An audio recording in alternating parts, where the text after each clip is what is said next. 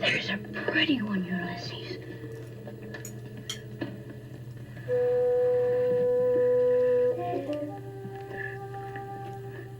There it is. Hello BookTube, I'm Sean the Book Maniac. Welcome back to my channel. Here I am with my TBR for the 2020 Asian Readathon. I didn't think I was going to join in, but I am finding all of these wonderful reading projects irresistible this month. So here I am.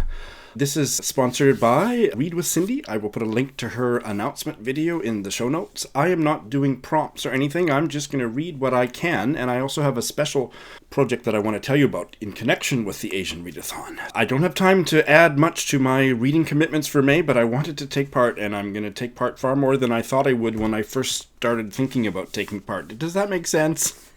Part of that involves piggybacking or doubling up. I have started a buddy read this week of this novel that is set in Iraq, which I just had to Google to make sure. Iraq is considered part of Western Asia. The Watermelon Boys by Ruqayya Izzidian. This is a buddy read with Sarah of Hardcover Hearts. So that is one of the double books. This is not for any other readathon, but I happened to be reading it and it fits. Just getting a bare start on it this week. I will have more to say about my initial impressions on my Friday reads tomorrow.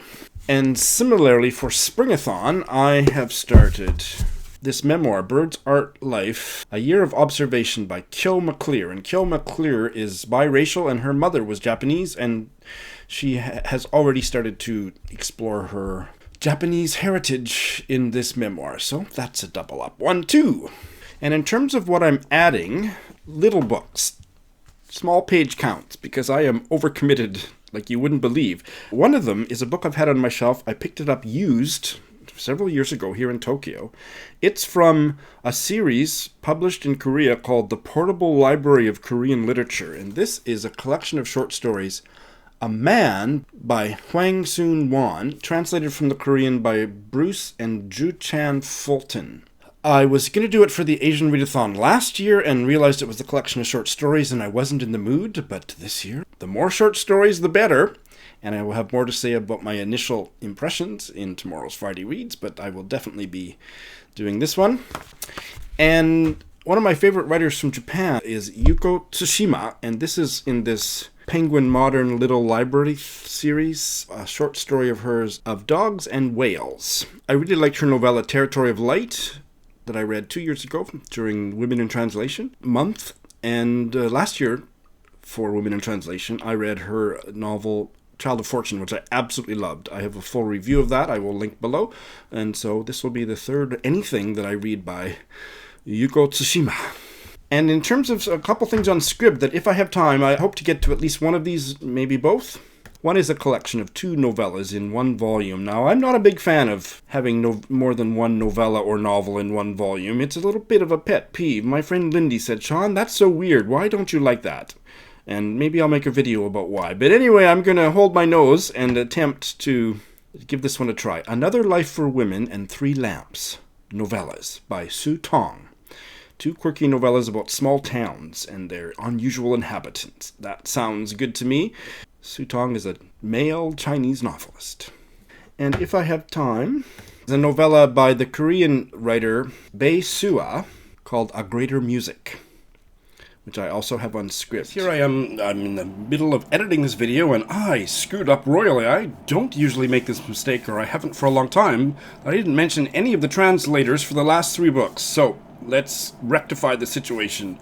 Of Dogs and Walls and the other 2 full-length novels or novellas by Yūko Tsushima, Territory of Light and Child of Fortune. All of them have been gorgeously, I haven't read Of Dogs and Walls, but I certainly have read the other novellas, gorgeously translated by the late Geraldine Harcourt, who died last year quite young. And the collection of 2 novellas by Su Tong, Another Life for Women and 3 Lamps. All right, well, that took a long time to find. Translated by Kyle David Anderson. That took a while to look up. But there's nothing on Goodreads or anything else. I have library privileges on Goodreads. I will fix all that up later. Whew. A Greater Music was translated by Deborah Smith. Let's go back to my TBR. It's almost over, people. It's almost finished. The novella opens when a young Korean writer falls into an icy river in the suburbs of Berlin. Those are 2 short books. If I have time, I want to get to those, but let me close by telling you about a project that I have come up with, and I'm quite pleased with my usually tired and inefficient brain that I came up with this and have actually started to make it happen. I'm going to be doing a series of Zoom discussions with other booktubers or bookish friends where we pick a short story by an Asian writer, we both read it, and then we make a video discussing it. The first one should be up maybe by the end of this weekend, and I hope to do 3, maybe 4 of those during the month to participate in the Asian Readathon without having time to commit to it like I would have if I didn't have a million other things going on. So I hope you will enjoy that series. I am overwhelmed, but I'm excited. That's a happy problem, I think. So how about you? Are you doing the Asian Readathon? You should. Thanks for watching.